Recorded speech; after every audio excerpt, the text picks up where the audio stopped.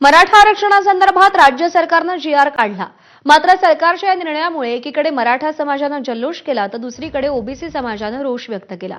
एवढंच नाही तर मराठा समाजाच्या अध्यादेशाविरोधात अन्न आणि नागरी पुरवठा मंत्री छगन भुजबळ यांनी सरकारविरोधातच दंड थोपटले। अध्यादेशाविरोधात नाराजी व्यक्त करत छगन भुजबळ यांनी मंत्रिमंडळ बैठकीवर बहिष्कार टाकत सरकारला कठोर संकेत दिलेत। विशेष म्हणजे राष्ट्रवादीच्या मंत्रिमंडळ पूर्व बैठकीला त्यांनी हजेरी लावली होती, तर गणेशोत्सवानिमित्त मुख्यमंत्र्यांच्या वर्षा निवासस्थानी महायुतीच्या नेत्यांसाठी स्नेहभोजनाचं आयोजन करण्यात आलं होतं। मात्र त्याकडे भुजबळांनी पाठ फिरवली आहे। आरक्षणाच्या निर्णयावर नाराजी व्यक्त करत भुजबळांनी आजच्या महत्त्वाच्या बैठका आणि भेटीगाठी टाळल्याचं दिसतंय।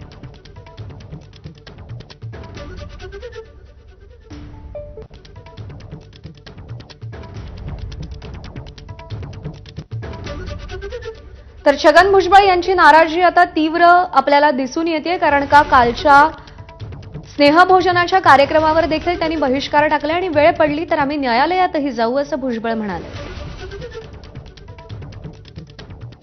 तो ओबीसींच्या हक्कासाठी सरकार विरोधात गरज पडल्यास हायकोर्ट आणि सुप्रीम कोर्टातही जाणार असल्याचं त्यांनी सांगितलंय।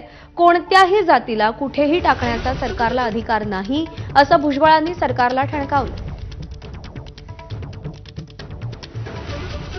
ओबीसीचं नुकसान होत असेल असं आमच्या वकिलांनी पूर्णपणे आपल्याला निश्चितपणे सांगितल्यानंतर आणि हायकोर्टात जाण्याची तयारी दर्शवल्यानंतर आम्ही निश्चितपणे हायकोर्ट असेल किंवा सुप्रीम कोर्ट असेल या सर्व ठिकाणी जाण्याची आमची तयारी आहे। जी.आर.ची प्रत मंत्रिमंडळात मंत्र्यांना दाखवत नसतील तर छगन भुजबळांनी मंत्रिपदाचा राजीनामा द्यावा आणि ओबीसींचं नेतृत्व करावं। देशातील ओबीसी घटक भुजबळांसोबत असेल असा खोचक टोला माजी खासदार हरिभाऊ राठोड यांनी लगावलाय।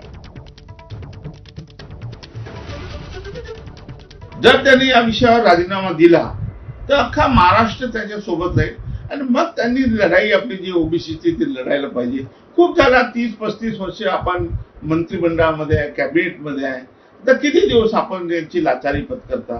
सोडा हे सगळं आणि ओबीसीचे खऱ्या अर्थाने नेते व्हा तुम्ही। जी.आर. दाखवले जात नाही, तुम्हाला फाईल दाखवल्या जात नाही, त्या मंत्रिमंडळामध्ये राहून तुम्ही महाराष्ट्रातल्या तमाम ओबीसी भटक्यांचं नुकसान करू नका। तुम्ही असा काही त्याग करा जसं जरंगा त्याग करतो त्याप्रमाणे तुम्ही त्याग करा आणि या महाराष्ट्राच्या ओबीसींना न्याय द्या अशी माझी विनंती आहे। दरम्यान राज्य शासनानं ओबीसी समाजासाठी महत्त्वाचा निर्णय